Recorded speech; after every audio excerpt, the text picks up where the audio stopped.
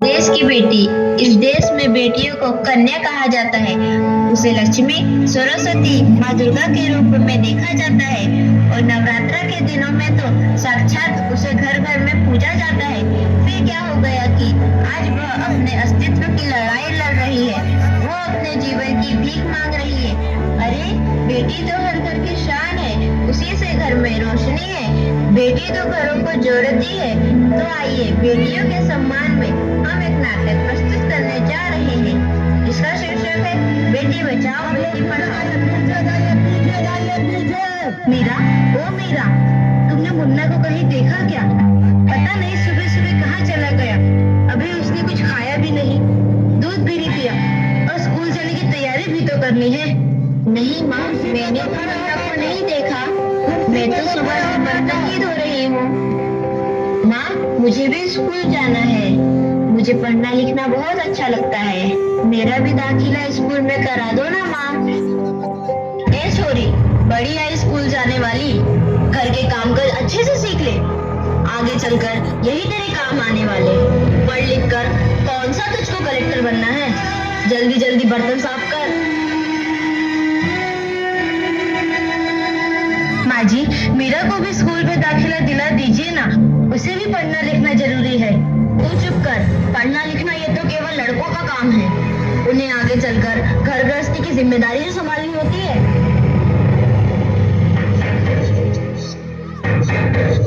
अरे, क्या हो रहा है? कौन किसकी जवाबदारी संभाल रहा है? और हमारी मीरा बेटी क्यों रो रही है? देखिए ना डॉक्टर दीदी, दादी मुझे स्कूल ही जाने नहीं देती। कहती है तुझे पढ़ लिख कर क्या करना है, आगे चल के चूल्हा चौका ही तो संभालना है। अरे, यह तो बहुत गलत बात है माँ जी। क्या आपको नहीं लगता कि हम बेटियां भी पढ़ लिख कर आगे बढ़े? आज समाज बहुत आगे बढ़ गया है माँ जी। आप किस दुनिया की बात कर रही हैं? हम 21वीं सदी में जी रहे हैं। मैं आज ही टीचर दीदी से बात कर मीरा का दाखिला स्कूल में कराती हूँ।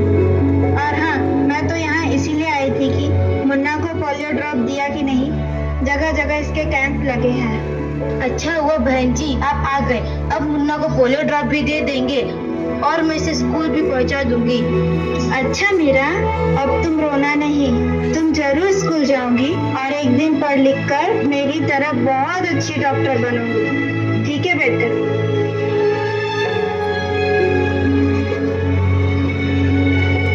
बहू, जरा एक गिलास पानी तो लाना। अभी लाई बाबूजी। ये लीजिए बाबूजी। अरे ये देखो, अखबार में प्यारी बेटी के बारे में कितनी सुंदर कविता आई है।